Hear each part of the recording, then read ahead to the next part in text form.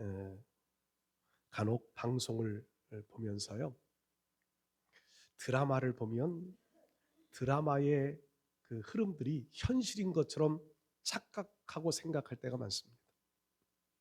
그뭐 오락 프로, 이런 오락 프로들을 보면 그 오락 프로그램들이 그냥 그 어떤 참여자들에 의하여 꾸며지는 것처럼 보여지기도 합니다.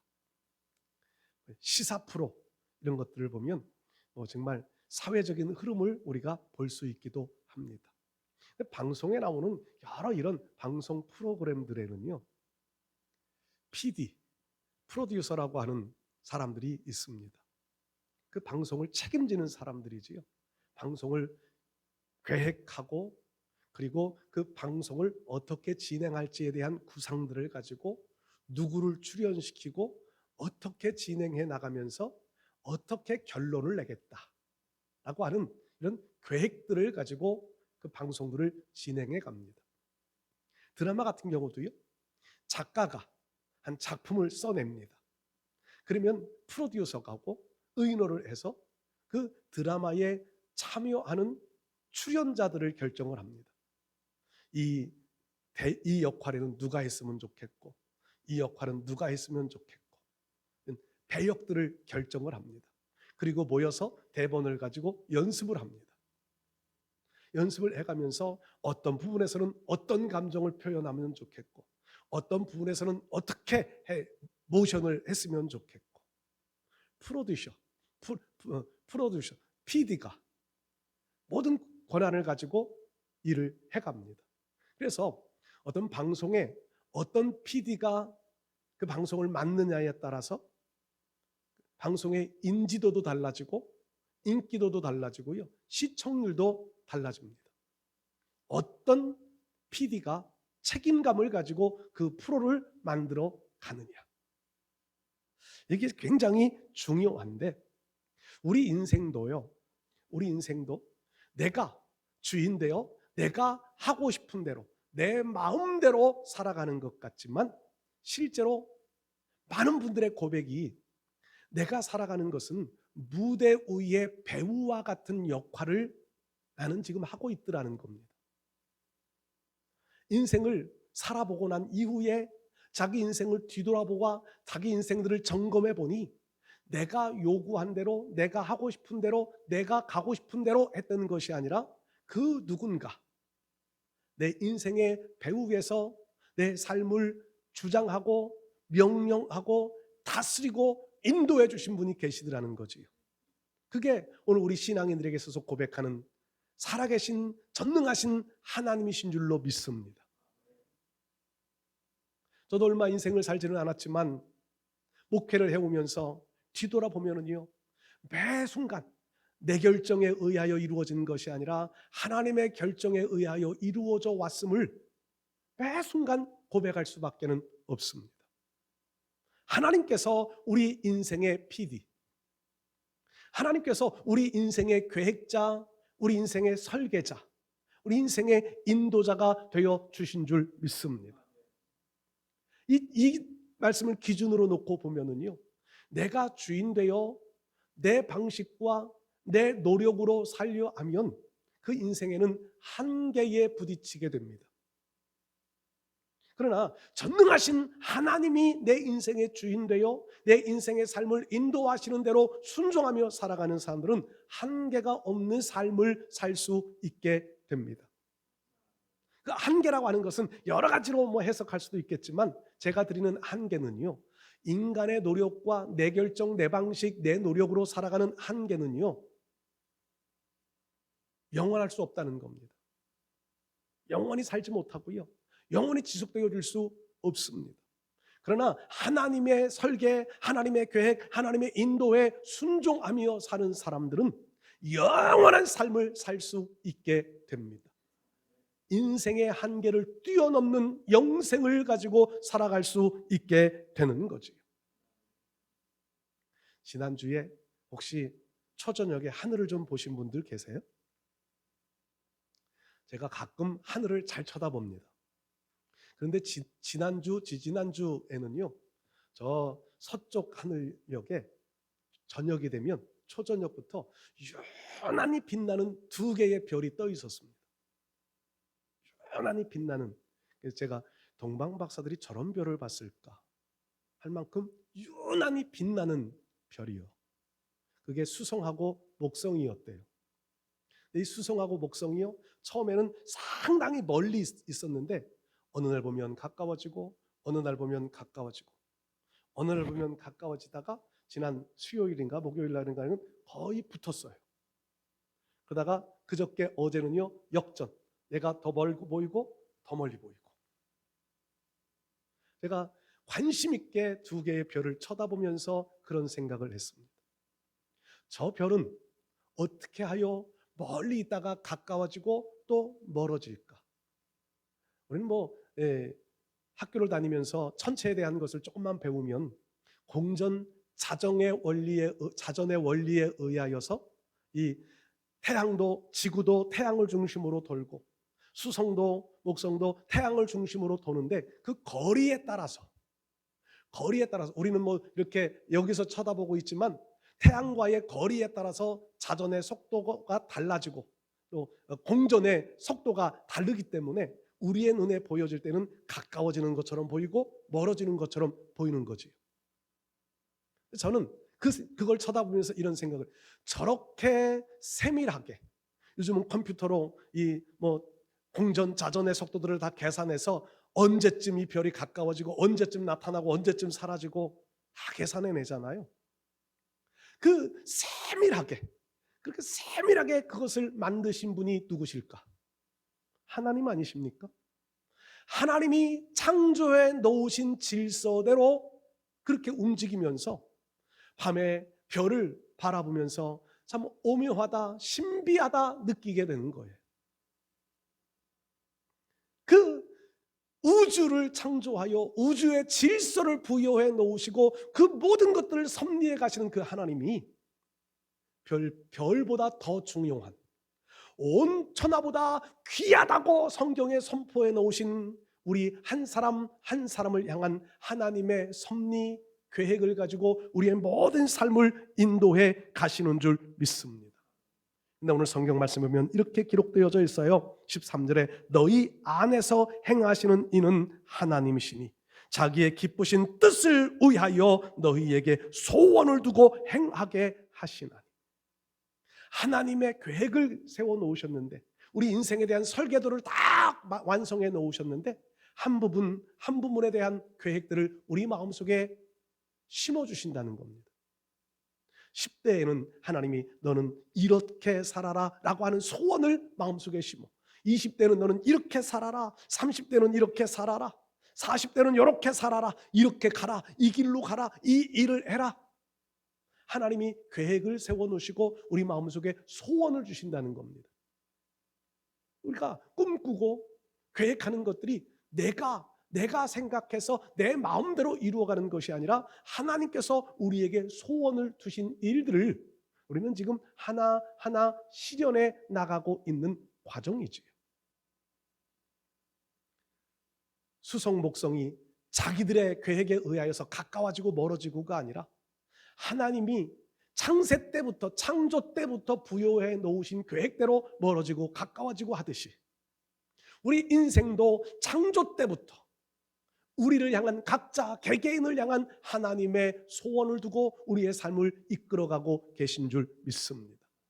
이 빌립보서의 이 말씀을 읽어가면서 이런 마음의 계획들을, 하나님의 마음들을 몇 가지를 한번 생각해 보았습니다.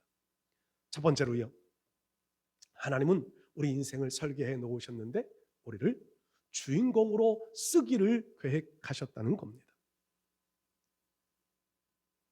아까도 말씀드렸지만 드라마에는 여러 배역들이 있습니다.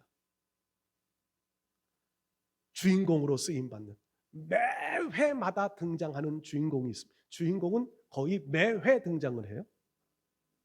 주인공이 등장이 안 되면 드라마가 진행이 안 되지요. 그 다음에 조연이 있어요. 주인공을 드러내게 하기 위한 뒤에서 받쳐주는 배역들이 있어요. 엑스트라도 있어요.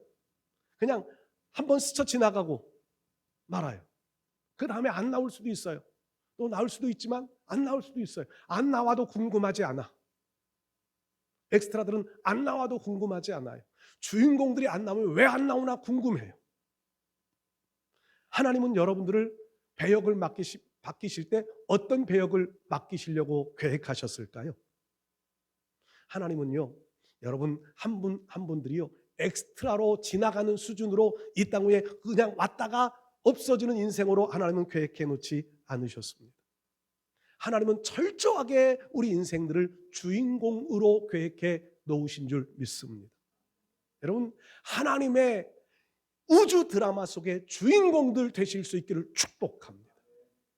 주인공이 된다고 해서요, 세상 드라마에서는 주인공이 되면 달라진 것들이 여러 가지가 있어요. 제일 중요한 건 드라마 촬영 일정을 주인공이 우선으로 맞추어져요.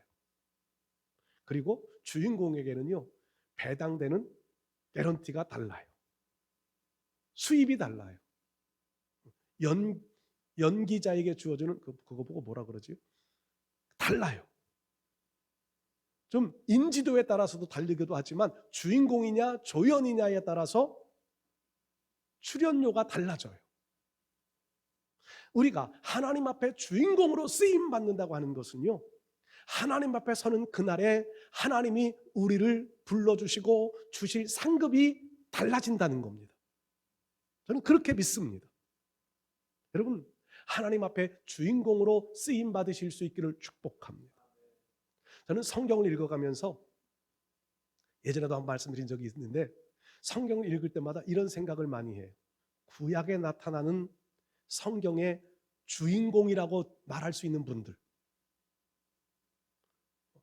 아브라함이나 역사적으로 아브라함이나 이삭이나 야곱이나 요셉이나 모세나 여호수아나 아니면 뭐 사사기에 나오는 사사들이나 그 이후에 나오는 뭐 사무엘이나 혹은 왕들, 다윗 왕을 중심으로 한 왕들이나 선지자들, 아니면 제사장들, 아론과 그 후손들을 통하여 이루어지는 제사장들, 이런 다양한 인물들이 성경에는 등장을 하는데, 그 중에 주인공으로 쓰임받는 사람들을 한번 면밀히 생각해 보십시오. 창세기에는 족장들이 주인공이에요. 창세기 때는. 출애굽기 이후에는 모세 같은 인물이 지도자가 중심이에요. 주인공이에요. 그리고 제사장이 주인공이 돼요. 선지자가 주인공이 되고 왕이 주인공이 됩니다. 성경의 역사는 주인공 중심으로 기록이 되어져요. 그러면은요, 성경에 이런 다양한 역사 시대마다 주인공들이 있는데 그 주인공들이 주인일까요? 하나님은 주인공을 드러내려고 그 사람들을 거기에 세워 사용하셨을까요? 아니라는 겁니다. 잘 생각해야 될 것은요, 그 아브라함으로부터 시작되어진, 아담으로부터 시작되어진 인류 역사의 성경 속에 나오는 주인공처럼 쓰여지는 사람들이 시대마다 참 많이 있는데, 성경의 진짜 주인은 그들이 주인공이 아니라 그들을 통하여 드러내기를 원하시는 예수 그리스도가 주인공이십니다. 아브라함을 통하여서도 예수님을 나타내기를 원하셨고요, 다윗을 통하여서도 예수님을 나타내기를 원하셨습니다. 모세를 통하여서도 예수님을 나타내기를 원하셨습니다. 그러니까 구약에 나타나는, 신약에 나타나는 많은 사람들, 주인공처럼 어떤 그들이 주역인 것처럼 성경에 기록하지만, 하나님의 의도는 그들을 통하여 우리의 구원자 예수 그리스도를 나타내기를 원하셨습니다. 그러면요, 제가 지금 우리들을 하나님 주인공으로 쓰기를 원하신다고 말씀드렸는데, 하나님 우리를 주인공으로 쓰실 때는 우리가 주인 되라는 것은 아니라는 겁니다. 우리의 주인은 예수 그리스도입니다. 우리가 하나님 앞에 주인으로 쓰임 받는다고 하는 것은요, 내가 예수 그리스도를 드러내는 삶을 살아가야 한다는 겁니다. 그래야 하나님 앞에 하나님의 역사의 무대 속에서 주인공으로 사용받을 수 있는 겁니다. 아브라함이 예수 그리스도를 드러내지 못했다면 아브라함은 주인공이 아니에요. 아브라함 시대의 아브라함은 구원자를 드러내 하나님의 역사를 드러내는 사람이었어요. 그래서 그 시대의 주인공이에요. 21세기를 살아가는 2023년을 살아가는 저와 여러분들이 이 시대의 오늘 올해의 주인공이 되려면 나를 통하여 예수 그리스도가 드러나야 하는 겁니다. 우리 사랑하는 성도 여러분들, 하나님의 계획하심, 하나님의 섭리, 하나님의 인도하심은요, 우리를 소외시켜. 엑스트라는 소외되어질 수 있어요. 촬영을 다 했는데 본방송이 나올 때 보니까 없어. 편집당한 거지요. 조연들도 편집당해 없어질 수 있어요. 그러나 주인공은요, 아무리 편집을 해도 주인공은 그 편에서 절대로 빠지지 않아요. 하나님이 우리를 주인공으로 쓰기를 원하신다면 이 시대에 예수 그리스도를 드러내는 하나님의 살아계심을 드러내는 믿음의 주인공으로 우리가 쓰임받는다면 하나님의 시야에서 우리를 빠뜨려 놓지 않으실 줄로 믿습니다. 이게 중요한 것 아니겠어요? 하나님의 시각에 우리가 멀어지지 않는 사람, 하나님의 시선에서 벗어나지 않는 사람, 이게 중요한 것 아니겠어요? 오늘 사랑하는 우리 성도 여러분들, 이 땅 위에 살아가면서 절대로 하나님의 시야에서 벗어남이 없는 주인공, 나를 통하여 예수 그리스도를 드러내고 창조주 하나님을 드러내며 살아갈 수 있는 이 시대의 역사의 주인공들 되어주실 수 있기를 주의 이름으로 축복합니다. 두 번째로요, 하나님은 우리의 인생을 계획하고 설계해 놓으셨는데 하나님은 우리 인생을 최후의 승리자로 계획해 놓으셨습니다. 우리가 패배자가 되어질 수 없다는 겁니다. 반드시 하나님은 우리를 승리케 만들어 주실 줄 믿습니다. 잠언 16장 말씀에 기록되어져 있는 대로 사람이 마음으로 자기의 길을 계획할지라도 그 걸음을 인도하시는 이는 여호와시니라. 우리를 철저하게 인도해 가시는 분이 우리를 실패의 길로 인도해 가시지는 않는다는 겁니다. 도중에 중간중간에 하나님은요, 사망의 음침한 골짜기와 같은 과정을 겪어가게 하실 수도 있습니다. 도중에 중간중간에 우리가 판단해 볼 때 실패인 것처럼 보여지는 과정들이 있을 수도 있습니다. 그러나 그것은요, 하나님이 우리를 연단하고 훈련하시기 위한 하나의 방법일 뿐이지 거기가 종착지는 아닙니다. 지금 시련당하고 아픔을 당하고 계신 분들이 있나요? 지금의 종착지가 아닙니다. 지금은 지나가고 있는 과정, 터널을 지나가는 과정일 뿐입니다. 어렵고 어둡고 답답한 일들이 많이 있습니다. 그러나 과정일 뿐입니다. 때가 되어지면 반드시 하나님은 우리를 승리자의 자리로 올려가실 줄 믿습니다. 저는 이 승리자를 말씀드릴 때 에스라, 느헤미야, 에스더가 꼭 말씀이 생각나요. 에스더서 잘 아시지요? 포로로 끌려갔던 유대인 중에, 그것도 베냐민 지파 사람들이에요. 가장 수가 적은 지파의 사람들. 그 에스더가 왕후가 됩니다. 왕후가 되어져요. 모르드게는 문지기입니다. 그런데 거기에 하만이 등장합니다. 아멜렉 사람으로 알려져요. 그 아멜렉 사람은 사탄의 앞잡이라고 성경은 영적인 해석을 합니다. 믿음의 사람들을 없애기 위하여 혈안이 되어져 있습니다. 그래서 하만이 하는 일이 뭐냐면 유대인들을 전멸시키자. 왕에게 뇌물을 갖다 바쳐가면서, 성경의 기록은 모르드게가 하만에게 절하지 않는다고 하는 이유 하나입니다. 여러분, 믿음의 사람들이, 하나님의 백성들이요, 하나님의 교회를 진멸하려 하는 세력들에게 굽실거릴 필요가 있을까요? 굽실거려서는 안 됩니다. 죽을지라도, 요한계시록에 나오면 순교를 당할지라도 그들에게 타협해서는 안 되지요. 모르드게는 그런 것을 우리에게 보여주는 거예요. 하만은 그래서 유대 민족을 진멸시키려고 하는 계획을 가지고 이를 추진해 갑니다. 민족의 위기입니다. 모르드게가 좀 잘했으면 이런 위기 안 당했을 텐데, 아니, 천만의 말씀이에요. 사탄의 전략은 그렇지 않습니다. 모르드게의 잘못이 아니에요. 사탄의 전략이지. 그것이 역사가 그렇게 끝나버렸다면 성경에 기록될 이유가 별로 없을 거예요. 그런데 하나님은요, 그 역사 속에 개입하십니다. 포로로 끌려갔던 유대인들이요, 신앙의 해이함도 가졌을 거예요. 하나님께 대한 불평, 불만도 가득 찼을 거예요. 포로 생활을 해가면서 자유를 갖지 못했던 그들은요, 하나님께 대한 원망도 많이 쌓였을 겁니다. 그런데 그들에게 당한 이런 위기, 터널과 같은, 사망의 음침한 골짜기와 같은 어려움을 만나면서 그들은요, 에스더가 명령한 대로 온 백성들이 금식하며 기도하기 시작합니다. 그들이 기도했다고 하는, 금식했다고 하는 글자 한마디로만 표현되어져 있지만, 그들은 하나님을 떠났던 그들은 하나님께로 돌아오는 순간이었을 거예요. 전심으로 기도합니다. 하나님은 그 역사 속에 개입하셔서,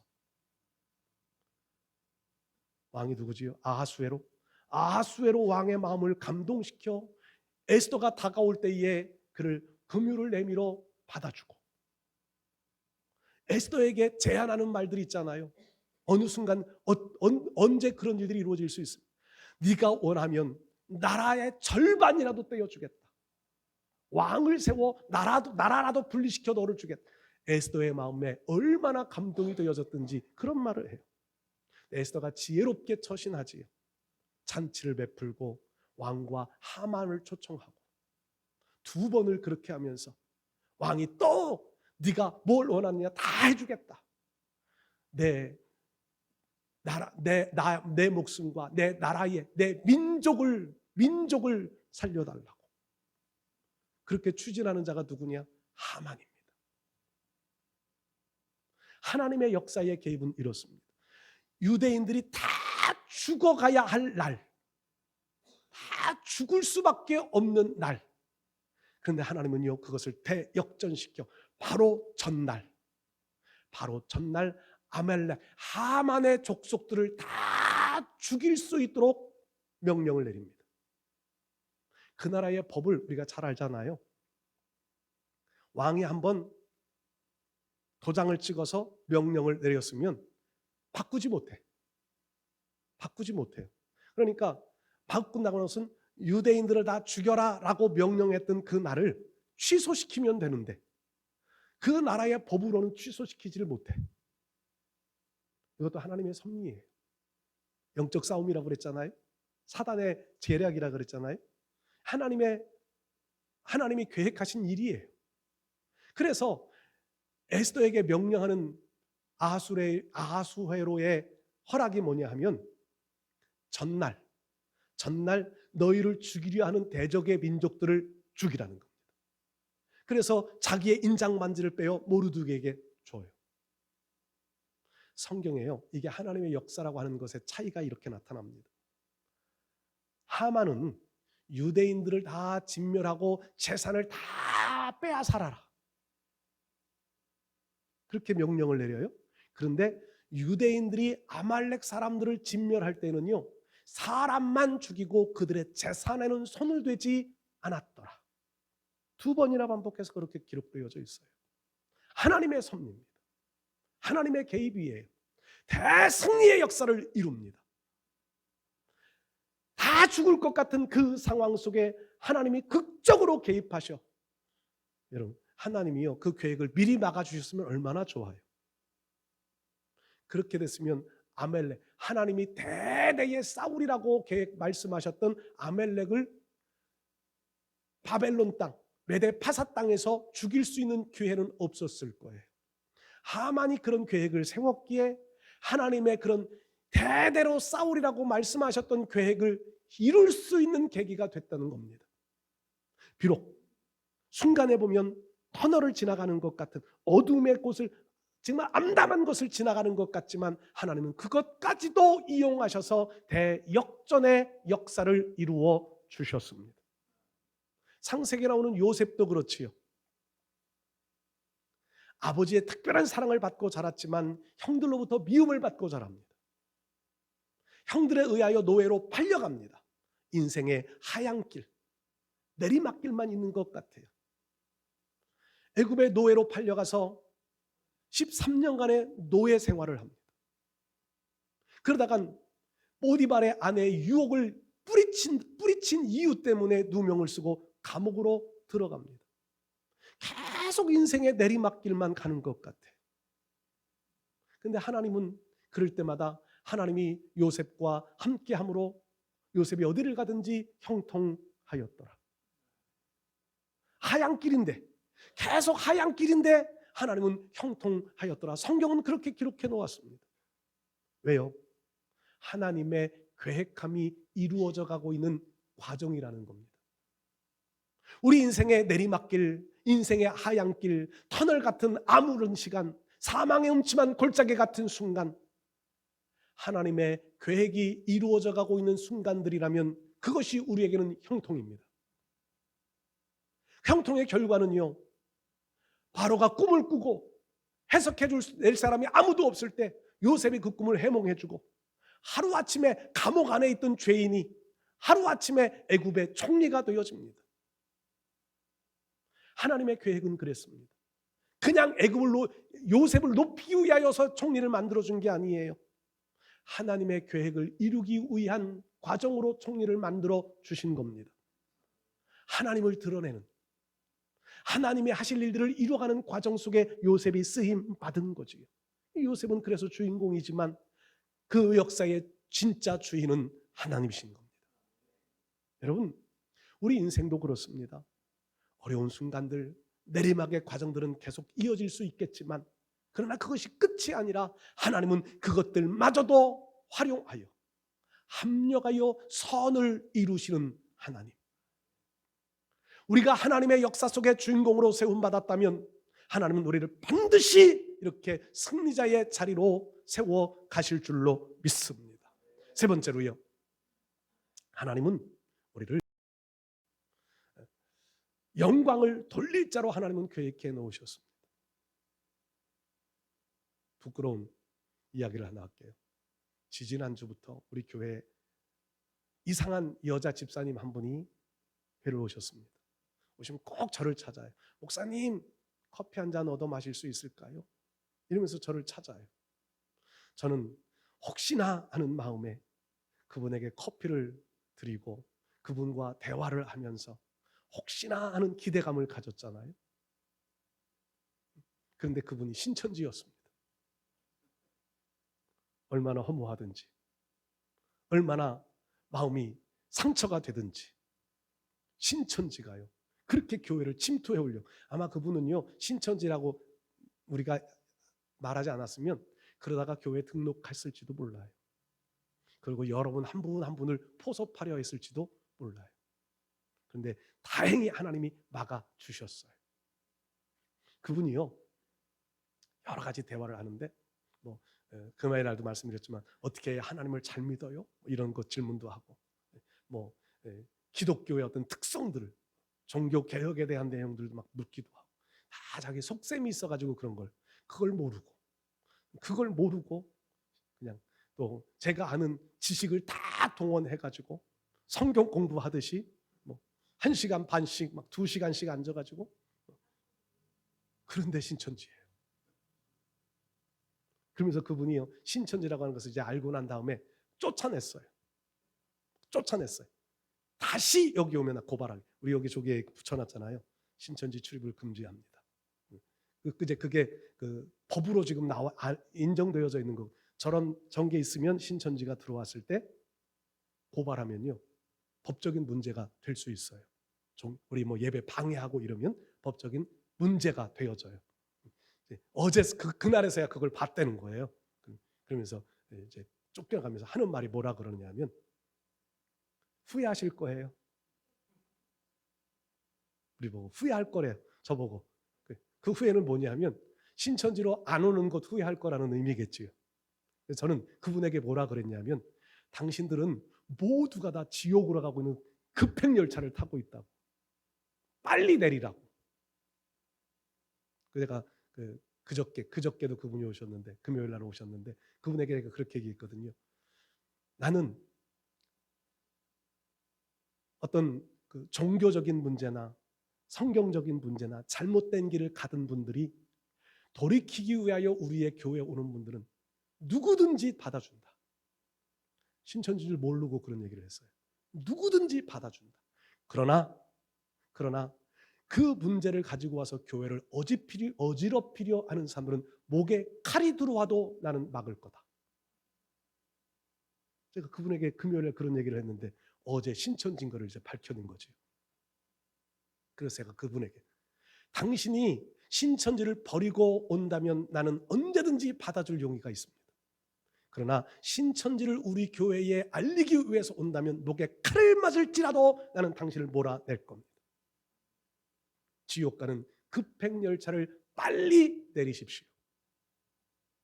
여러분, 종교 생활을 잘한다고 해서 천국 가는 것은 아닙니다. 열심을 낸다고 해서 천국 가는 것은 아닙니다. 그분이 이런 말을 하대요. 몸에 병이 걸렸는데 하나님이 인도하셔서 거기를 갔더니 치료받았대요. 그래서 제가 그분에게 그렇게 얘기했어요. 병원에 가서 치료받으면 병원이 하나님이시네요. 여러분, 교회 와서 치료받는 것 중요합니다. 하나님 치유의 하나님이시니까 치료받는 것 당연한 거예요. 그러나 치유 자체가 구원의 문제는 아닙니다. 교회 다니면서 부자 되고 싶으신 분 부자 되십시오. 그런데 부자 되는 게 구원은 아닙니다. 어떤 문제든지 마찬가지예요. 우리는 분별을 잘할 줄 알아야 되는데 치료받은 것 때문에 그분은 거기에 빠졌다는 거예요. 그래서 제가 그럼 병원에 가서 치료받으면 병원이 신인이고 병원이 종교가 되겠네요. 치료가 목적이 아니라 예수님을 바르게 믿는 것이 우리 신앙의 목적이에요. 예수님을 바로 믿는 사람이 하나님께 가장 큰 영광을 돌리는 사람입니다. 예수님이 요한복음에 말씀하시잖아요. 하나님의 일이 뭔가요? 하나님이 원하시는 일, 하나님이 기뻐하시는 일, 예수님을 잘 믿는 일입니다. 예수님을 잘 믿는 것이 하나님의 일이라고 말씀하셨어요. 그게 우리에게는 하나님께 영광을 돌릴 수 있는 일입니다. 우리 사랑하는 성도 여러분들, 어려움을 조금 만날지라도 시련을 조금 만날지라도 예수 그리스도를 끝까지 믿는 믿음 지켜 승리자의 자리로 이 시대의 주인공으로 쓰임받아 하나님께 영광 돌릴 수 있는 우리 모두 되실 수 있기를 주의 이름으로 축복합니다.